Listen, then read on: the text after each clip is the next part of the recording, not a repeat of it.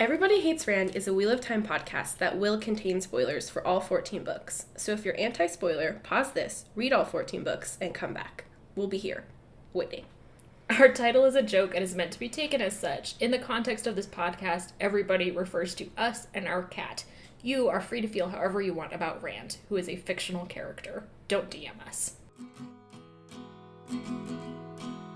The world is a mess, Dark One stretching out his hand. The dragon's reborn, the fire's been fanned, but everybody hates Rand. Everybody hates Rand. Everybody hates Rand. It's our Season premiere. I wanted to say series premiere, Yep. like I was in Britain or some Series premiere. sort of bullshit. Season premiere of Everybody Hates Rand, your friendly neighborhood Wheel of Time podcast. Why did I just forget the name of our podcast? We literally have like 3 things on the wall that say what it is. I can't stop thinking about Frozen 2. Yeah, that's Emily. I am Sally. Oh, sorry, yeah. Emily and I watched Frozen 2 last night. I read the Wikipedia summary today. Yeah, it doesn't help. No, it sounded so much clearer in the Wikipedia summary, and I was like, am I really just stupid that I couldn't grasp it? But no, it was just a bad movie. I read the Wikipedia summary before I watched the movie. Oh. And I still was like, this movie is incomprehensible, so I truly think the Wikipedia summary is about a different movie. I was like, when did they fucking mention a 5th spirit? I don't know anything. Why did they have to... It didn't make sense. The movie didn't make sense. Okay, so The Fires of Heaven is, this may surprise you, all about fire. And, like... Heaven. Well, yeah, and heaven, obviously. It's heaven when Rand and Aviendha fuck in an igloo. Oh my god, I forgot that scene's in this book. Okay, moment of silence for the Yeah, sex we're gonna have a whole episode about it. I don't wanna... I think it'll be fun when we get to it. Like, there's, the little epigraph at the beginning is all, like, some prophecy about how the fires of heaven will come down and purify the land, etc., etc. And how I interpret that is that this book is the beginning of the longest summer of all time in Wheelie Time, before the gals get the Bowl of the Winds and press reset on the weather cycle. Until then, everyone's just sweaty. So this is the first of 3 books that are just constant sweat. 3.5 books, because even book 8 gets a little sweaty. And then at the end, there are literally, like, fireballs coming down from the sky. Like, all the chapter names are, like, fire-themed. Chapter 1 is called, well, the prologue, which we read, is called The First Sparks Fall. And then the first chapter is called Fanning the Sparks. And as you get to the end of the book, stuff like that keeps the threads burn. Glowing embers. So I don't really know why Robert Jordan was like, I'm going to make this one book in the series really thematic. Yeah. And all the other ones are just kind of not. I mean, at least it's a title that makes sense. The other one, it's like The Shadow Rising. Yeah, still don't like, get only that. The Dragon Reborn and The Fires of Heaven have made sense to me so far. Like, A Crown of Swords, I guess, is like he gets the Crown of Swords, but that's like literally a sentence at the end of the book. Yeah, and like, yeah, so often it's just a sentence at the end of the book. Like, Lord of Chaos, it's someone being like, in a completely other book, let Lord of Chaos rule. Yeah. Path of Daggers is like some weird Shanshin saying or something. Gross. That's like about walking the Path of Daggers. Winter's Heart is nothing. Winter sucks. Except that it's with a constant comparison to Lamb's eyeballs. Gross. He's like, eyes as cold as Winter's Heart. And I'm like, and What yet... does that mean? I don't know. Winter doesn't have a heart, it's a season. Men, I have some advice for you sexually. Okay. Don't have cold eyeballs. Just generally. But also don't, like, look or be cold, because it's not attractive. No. I don't know why aloofness to some people is considered an I attractive know. quality. I'm like, you know what I like? Emotional openness. That's why she likes me. Maturity. Because I'm like, I would like to talk about my feelings. That's fine. Talk about your feelings. No, I think it's such a disgusting trope that we need to get rid of. That it's like Edward Cullen is like the penultimate because he is both like his body is physically cold and he's like because then it's like as soon as you get them in bed, they become like a raging fire or whatever. Yeah. And it's like, I would prefer not to have to either physically or metaphorically thaw out a man before fucking him. Yeah. That's not gonna do it for me, son. Oh my god, could you imagine be like, hold on, I gotta thaw out my boyfriend. I've got to thaw out my boyfriend. Like, got your blow dryer. At least his dick, I guess. Gross. The rest of him still encased in ice. Oh no, that's someone's fetish. Someone listening to this just was like, oh, that does something for me. Should we talk about the cover? Yeah, have you noticed on any of the other ones that there's like a watermark for the artist? What the? You can like see it says like DKS or whatever. It's like Daryl something sweet. Daryl K. Sweet or something? Yeah, I've never noticed it on any of the other I don't know. covers. Should I look at some other ones? I mean, we have 400,000 of them. I'll go investigate. Okay. I couldn't find it on any of the other books, but I also could not find it on our other copy of Fires of Heaven. Oh, it's right there. Oh, wait, yeah, there it is. I don't have good eyeballs. So you want to see something weird? Look at the maps. Okay. Whoa! What is this map? I don't know. What? I mean, it's this the is same not land map. real. One of them is a topographical map, but one of them is just, like, political. Excuse me? I know the difference between maps because I work at an educational center where they shit. teach children how to read maps. Are you getting me in this picture? I just have one of your eyeballs. One of your cold, sexy My eyeballs. cold, dead eyeballs. That's really freaking me out, actually. This map scares me. I know, it's sort of uncanny. But I mean, I guess it's nice for once to It actually actually know is- where the countries are. You can read it. That's nice. But I'm so used to this like Yeah. coastal shading bullshit. Yeah. And like, oh look, here's forest. I have no idea. How am I supposed to tell where forests are in this? I don't know. What's But for this? once, I actually know where Altera is. What's this weird thing? The Something vagina. wall. It's a vagina. Something wall. There's not a wall anywhere else. Is this some sort of recycled? Is this draft one of the map? I'm very close. This is the closest I've ever been to our microphone. There's something. Oh, it's right in the middle of the spine, but apparently it's a thing.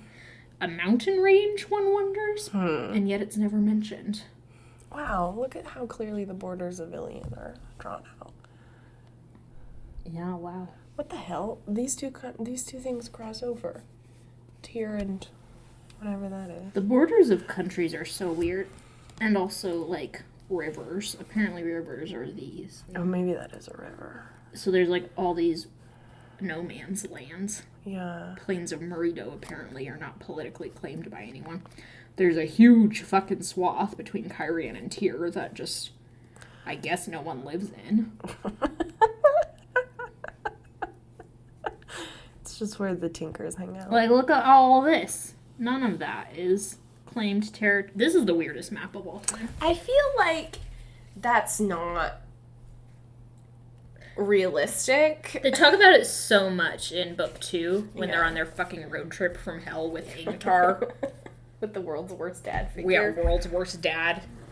Partly because he's, Evil. evil, and partly because he's just the worst. Yeah. But he's all like, yeah, these like monarchies aren't powerful enough to control more lands than the borders are currently situated at. But yeah, I don't feel like that's like, I don't know. Was there a period in European history where there were just like swaths of unclaimed territory? That doesn't seem idea. right. Yeah, I feel like it's always been like the Holy Roman Empire or Yeah. Like, that is not Tribal, how yeah. kings work. Kings Yeah. see some land and they're like, it's mine. Mm-hmm. They're total dipshits for it. They're super horny for land. Yeah, kings are horny for two things: lands and multiple wives and divorces. Henry VIII. What is it? Married, beheaded, divorced. Divorced, beheaded, died. That's what it is. Of course, they're all got married. They're all wives. What the fuck? Divorced, beheaded, survived. Six, the musical, is a really good musical about Henry VIII's wives. They're wearing really cool costumes. They're like a girl band. Fun, yeah. Fun as shit. The conceit is they're a girl band and they're competing to see who had the shittiest marriage with King Henry. And the ladies who are like, well, I was beheaded, are like, maybe have the strongest arguments. Yeah. I'm just saying.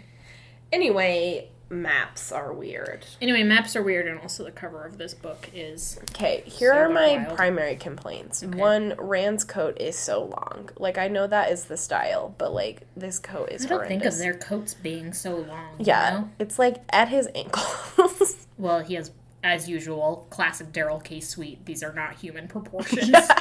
Okay, fair.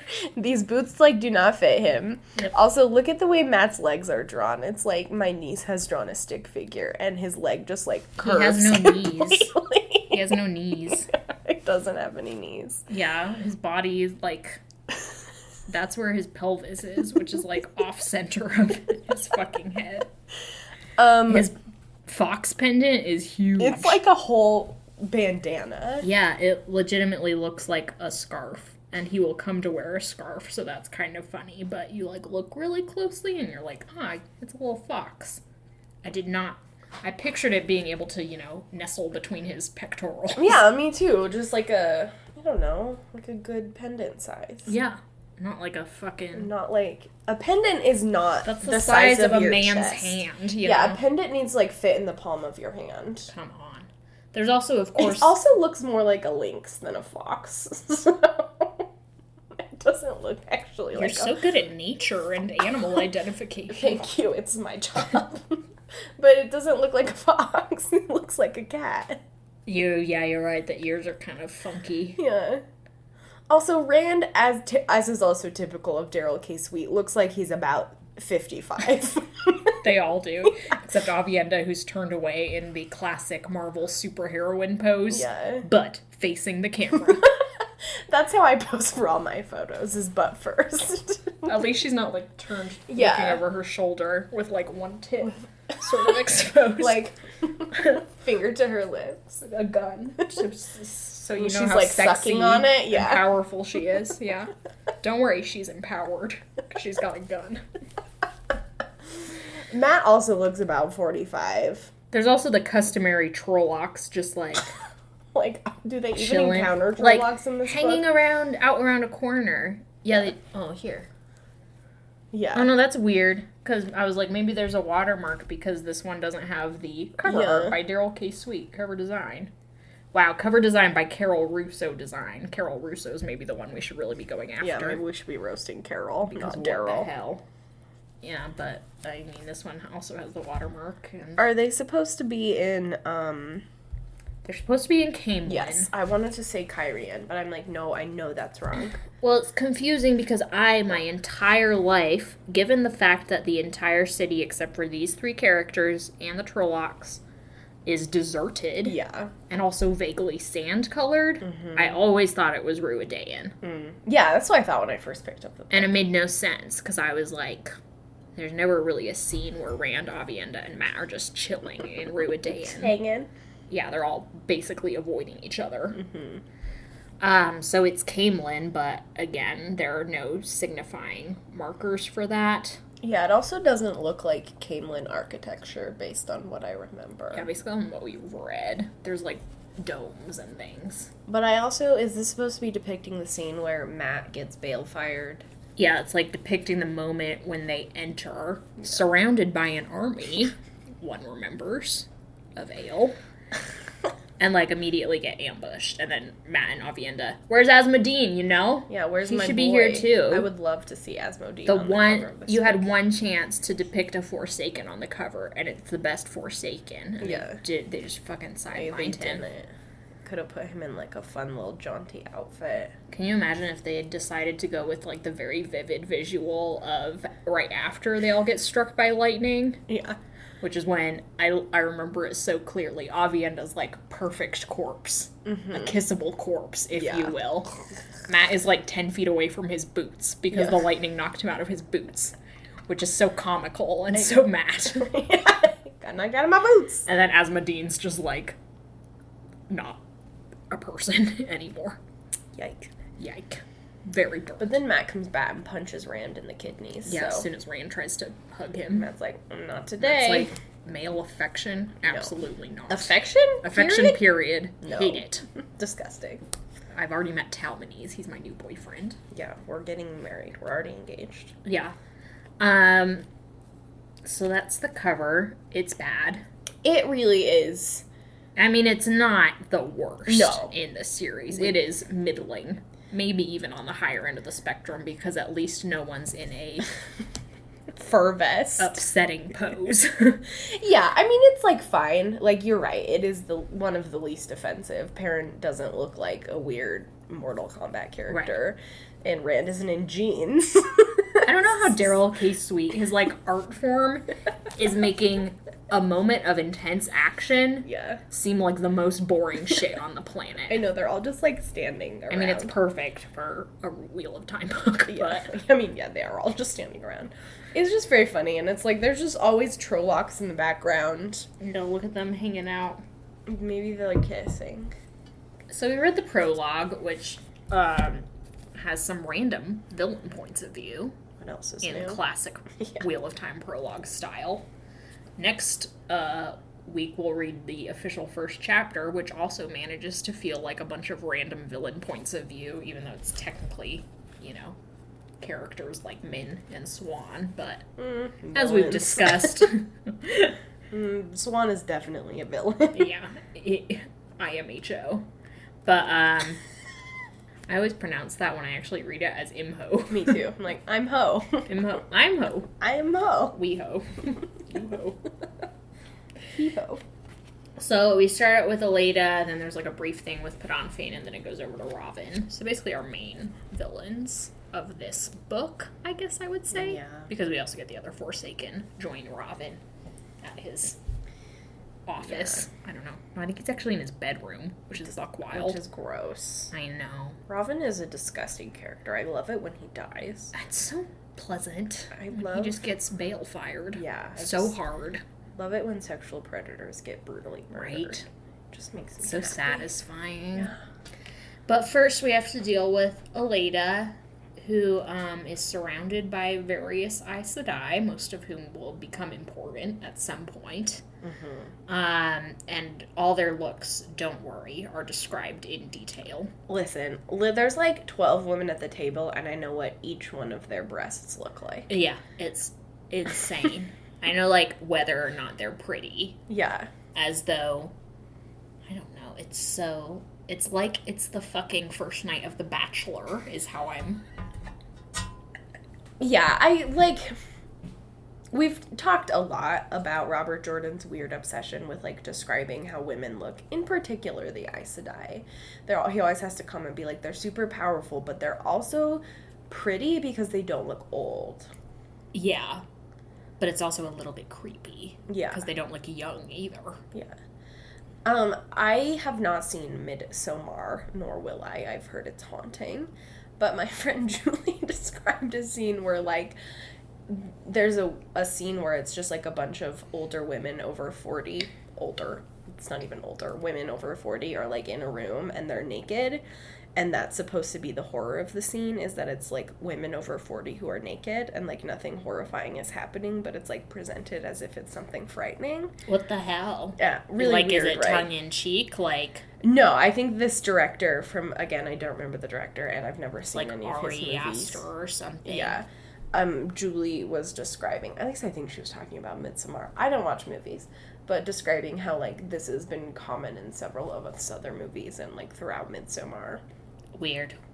And but also gross. Yeah, gross. But I also get that same type of energy sometimes with the Aes Sedai, where it's like they're older women who are powerful, but, like, sexually available enough, quote unquote, in the fact that they still look young. Yeah. There's just, like, a really weird energy and dynamic to it that I'm frustrated with. And, like, also dumb and incompetent enough Yeah. to not be super threatening. Yeah, actually threatening. This whole opening chapter is just, like, of Aleda's point of view is just, like, the brutal incompetence of the Aes Sedai. Yeah, and also Aleda's total incompetence as a person in a leadership position, because, of course, she exists to be a foil to Edwene, who is put into power in the exact same circumstances as Aleda, almostly, which is...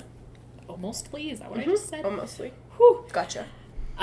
Almost, in that they're both sort of figureheads for some sort of movement and expected to not have any power, and they both go about getting actual power in entirely different ways, and obviously Edwene does it well, and Aleda doesn't know how to do it. So that's like an underlying thread. Yeah.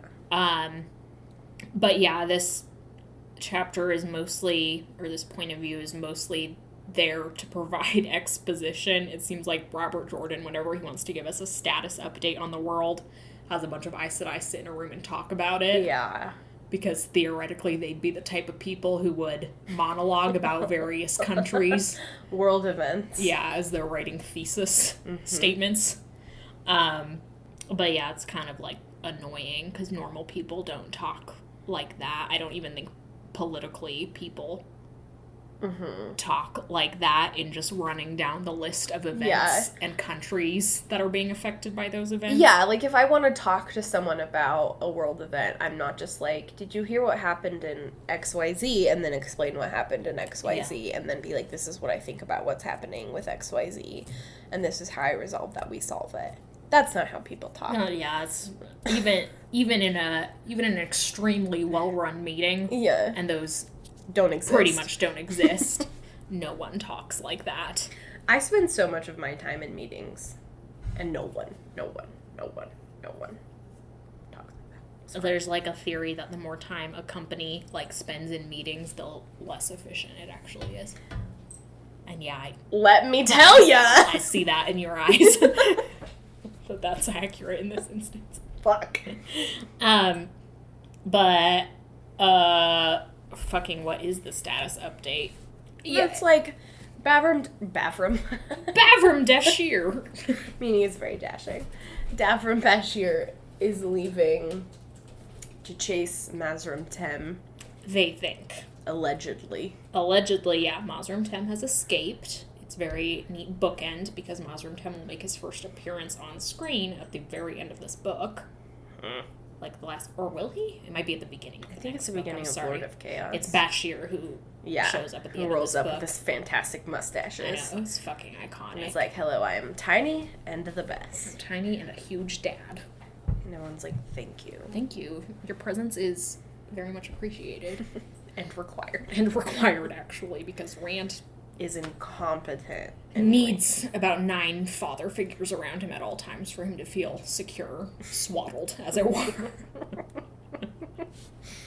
But Mazrim Tem's escaped. The Borderlanders are moving. We're like told the Saldeans are kind of left the main city, and also that there's some sort of fighting in Shianar, and that basically the Waste is unguarded.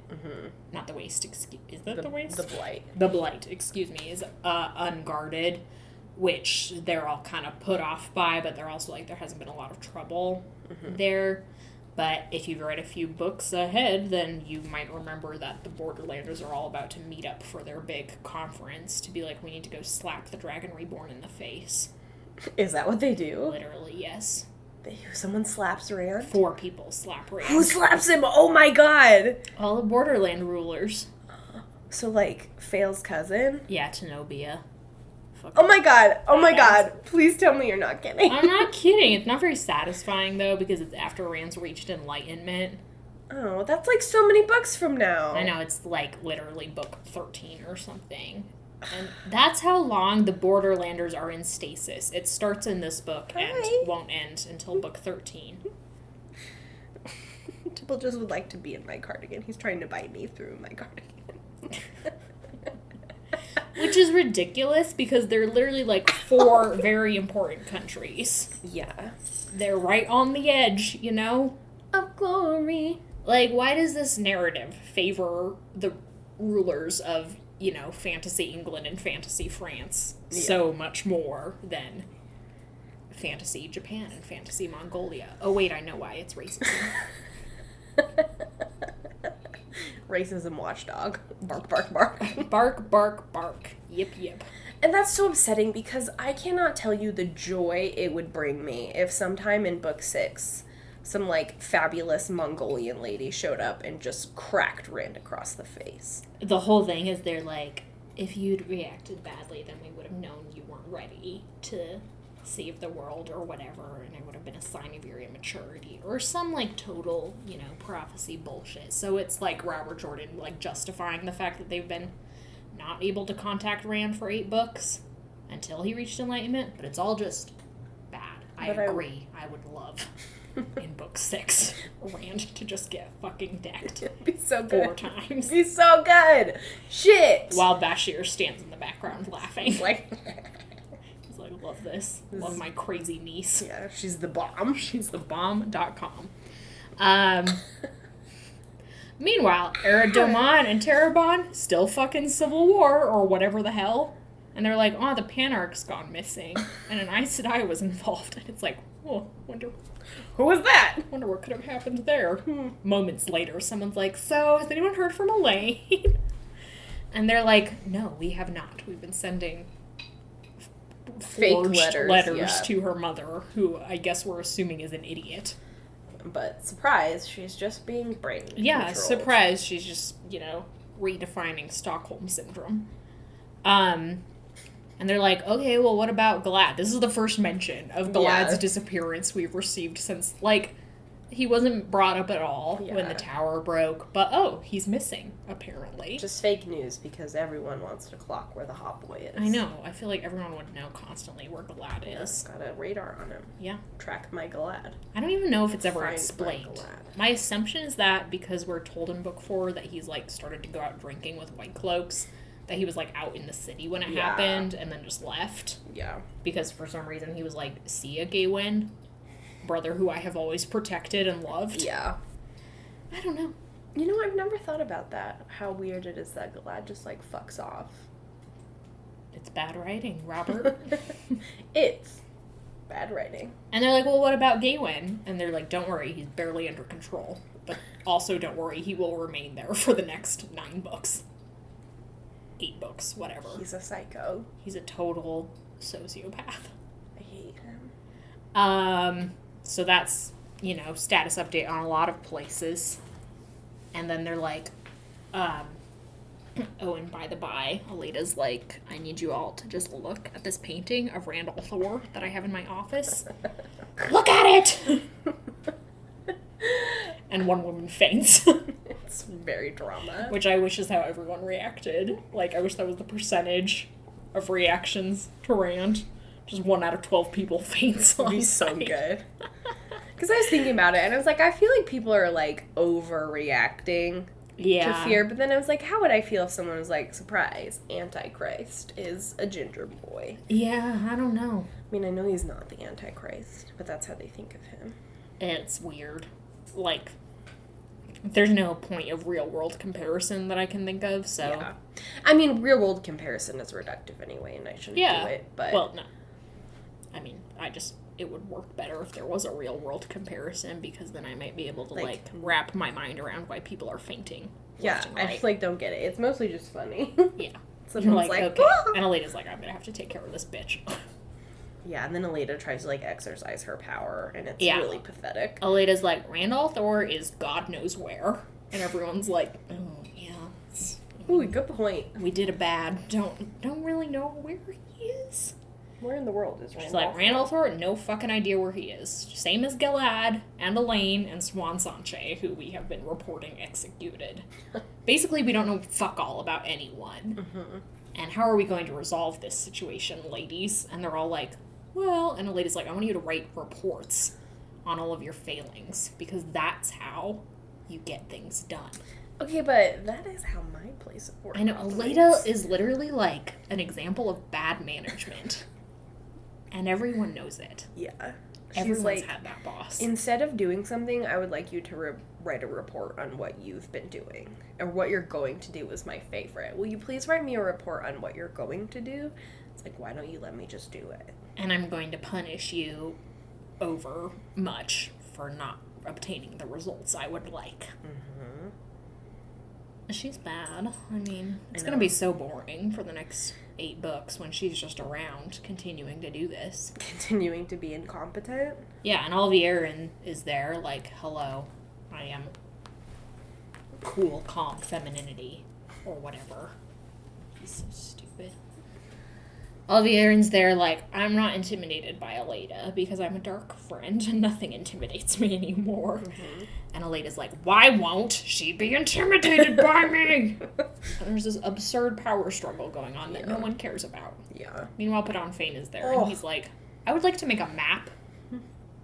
I know. Just tracking Padonfane's movement in comparison to everyone else. Yeah. You know? I feel like he's got, like, zip-zoom It's just powers. zigzags all over the fucking place. He's in every single prologue, it feels like. Yeah. Just chilling to influence some other bad guy ruler. I wish Padonfane would go away. I do too. I wish he would just perish. But alas, it's not the world we live in. Yeah, it's also unfortunate that we have to get a point of view from him when we could literally have just stayed in Aleda's point I know. of view. Like, come on. Well, we have his point of view for like 3 pages or something ridiculous. Yeah, just for him to be like, there's clearly some tension between these 2 women, and I'm crazy. And also I can feel where the dagger is, and I'm defo gonna get that before I leave. But not the Horn of Valir?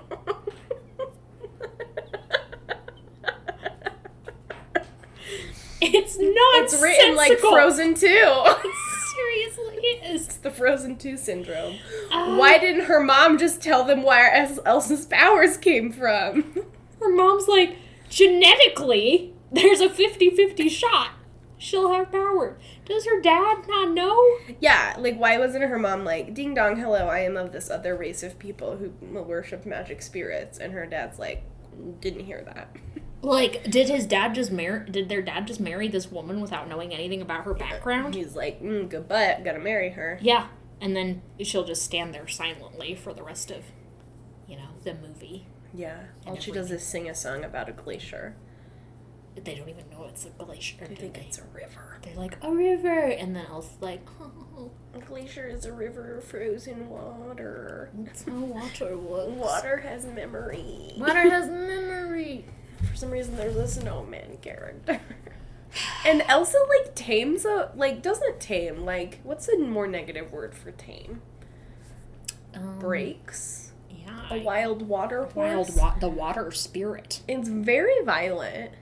I wasn't watching that part, It was very upsetting. That's sad. I just, in a movie that was, I think attempted to have, an ecological message, it was just a lot about, mastery of nature, which is boring. Not an ecological message, actually. That's what anthropocentrism is. It was just we should break dams. And I was like, oh, maybe... You shouldn't have... Maybe we should put more thought into this. Maybe there's a way to, undo ecological destruction without causing other Maybe ecological the first thing disasters. we could do is not occupy native land. Just dabbed in support of not occupying native land. Hell yeah. So anyway, Aleda, blah, blah, blah, blah, blah, Padonfane, blah, blah, blah. Then we go over to Robin, who's, literally the Aes Sedai were like, don't worry, we have a spy inside Camelin. And Robin's like, hello, spy inside Camelin. I am brainwashing you now. Yeah. So it's like, okay, clearly... They do not have a spy inside Camelin. They do not have a spy inside Camelin. And he's like, yeah, I'm just going to think my gross rapist thoughts for the next, 4 pages until Lanfear shows up and is like, hello, this is a warning. Some more people are about to show up unannounced in your bedroom. And Robin's like, my kind of party. And Lanfear's like, samesies. Because we're all nasty. Yeah, and then, all my least favorite Forsaken are in a room Seriously. Lanfear's like, we're the best Forsaken because we're the ones who are, just setting up power bases. And I'm like, so my least favorite Forsaken. You could have been Asmodean. You could have been Asmodine. You could have been Demandred, who's just like, fuck you all. I'll be doing my thing over on another continent. Or Masana, who was like, I've just got the White Tower super on lock. Yeah, I'm just gonna hang out here. Just gonna chill. Literally, when they were like, 4 Forsaken have died, I'm like, I don't even remember. Exactly. I was like, Agenor and Balthmel, because I just transcribed that episode. Sure. And then I was like... Who? Yeah, exactly. Ishmael, I think, is maybe? another Is one. he even dead? We killed him like 3 times. Here's the thing. They're like, 4 Forsaken are dead.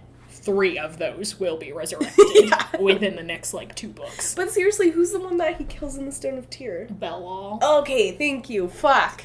Belal, who Moiraine had the foresight to bail fire, so he's perma-dead at least. God. Yeah, but I seriously was like, Forsaken. I can never name all of them. Really. It's 13 is many. 13 is too many. I don't want to be controversial here, but because the 4 in this room are basically the same person. Yeah. They're just different genders. They all could have been the same person. Yeah. Robin's like, Lanfear is as beautiful as I am handsome. And I'm like, what an upsetting way to think about yourself. Yeah, Robin. He's so wild. He's also so disgusting when he's know. like, Grendel would be hot if she wasn't standing next to Lanfear. And it's like, newsflash, hot women are still hot, regardless of who they're standing next to. It's like, believe it or not, 2 women can be hot in the same room. What is happening in Robert Jordan's mind that he's like, one woman's hotness diminishes another woman's hotness? That is not how it works. It's so funny. Robert Jordan needed to go to lesbian boot camp to learn how to talk about women. Have you ever been in a room That's where with 2 Hosier hot went. women? Hosier was like, hello, here's my certificate from lesbian boot camp. I know how to talk about women now. I'm also an excellent boyfriend. I'm also very good at fucking. One imagines. No pressure, Hosier. Yeah, also, we don't mean to objectify you. We love you're you. fine. You Do can your be thing. You can be good or whatever at anything you want to be. Love you. Love you. So Hosier's listening to Hosier, if you're listening to our Wheelie Time podcast, start another podcast called Letters to Hosier. I'll just talk about how much I love him all the time. Just talk about one of his songs every... Yeah. That's actually a really good idea. Fuck. Should that be our new $5 reward on Patreon instead? Should be. Nobody take our letters from delete this. We need to keep the idea. TM. Copywriting. Google how to get a patent. It's what? It's my intellectual property. What does Griffin McElroy always say? I don't know. It's my intellectual property. You can't take it anymore. But I feel like someone could take it, and that would just be karma for us, abusing tub thumping. Okay, but we fixed that. And every episode we apologize. Because redemption is not a one-time act. That's true. Okay. That sounds like such a fun podcast, so let's do that. Okay. In all of our infinite free time. All right, yeah, we have so much. Anyway. Basically, they're like, let's do an alliance. And it's like, okay, boring. And they're like, our alliance will be the, plot of this book, but we will not tell you what it is. And I'm like, on a certain level, fine with that. I would prefer not to know what the bad guys' plans are. Yeah. Because, it makes it so surprising. It's called tension. When bad things happen. But then I don't want to, know that the bad guys are sitting around planning it. Yeah. Just don't have the scene, perhaps. Yeah. We get enough of Robin through Morgoth's point of view in this book. Yeah, and Lanfear's around. Yeah, lots of people are around. And Grendel's off, and Rand kills him at the end, so... sexual slavery. And then there's Samael. Who's just... Samael or whatever. Who's just a dick. He's gross. Seriously, he's... Robin and him both gross me out, because I feel like they just got major predator vibes. Oh, yeah, seriously. I mean, Robin is, a canonical predator. Yeah, and Samael is just I just hate one man, and that's gonna inform all my actions. And it's what a stupid reason to become a villain. Yeah. I just really I hate so many men. So many men. But hating a man has never been a good enough reason to violate my code of ethics. So maybe, Samael, the problem is you. It's accountability exists. Shocking. I know. Okay, whatever. This episode has gone on pretty wild. Oh my god, I didn't even realize we've been talking for that long. No, we went on for a while about the cover and things like that. So, we'll wrap up here. That was a prologue. We'll be back next week with Chapter Uno. Again, fanning the sparks, in case you forgot. It's going to be all about, setting up the slam dunk that is Swan Sanche and Gareth Bryn's romance. Ew. Am I right? That was a joke. I think They're terrible. Do they have, like, a fire thing going on? What? Oh, the next chapter The next chapter. I thought you meant the fire. I'm sorry, I'm not with it. I was like, is the relationship just based on fire metaphors? That'd be a shocking way to do it, I guess. No, their relationship is, like, talk about power imbalances and shitty power dynamics. Yeah, it's just icky.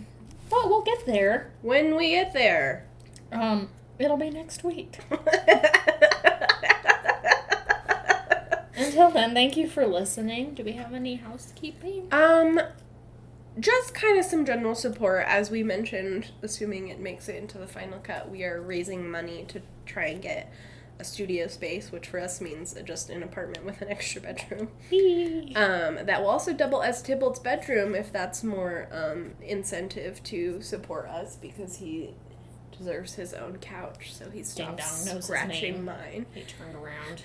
Like a little vampire. He's like a little gargoyle. Hello, yes.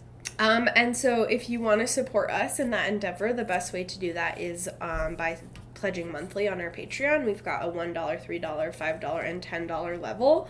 So anything that you can spare for your favorite ding-dongs, I assume we're your favorite, would be much supported. Or if a monthly thing is too much, you can buy one of our stickers on Etsy. That's another great way to support us and to support some independent artists. The artists get 30% of the proceeds go directly to them. So you can find our Etsy linked on our website, on all of our social media, and the shop is just Everybody Hates Rand if you just want to go there directly. Hell yeah. Welcome to season 5. Anyway, Fires of Heaven. There were telescopes at the end. That's true. Which I'm excited to talk about because I think telescopes are cool. We'll have a telescopes episode right after the sex igloo episode. You know? Talk about the two things I love most, sex education and telescopes. That's yeah. not true. I don't have that strong a feeling about telescopes, but I do about sex education. We have to stop. Don't do a war crime.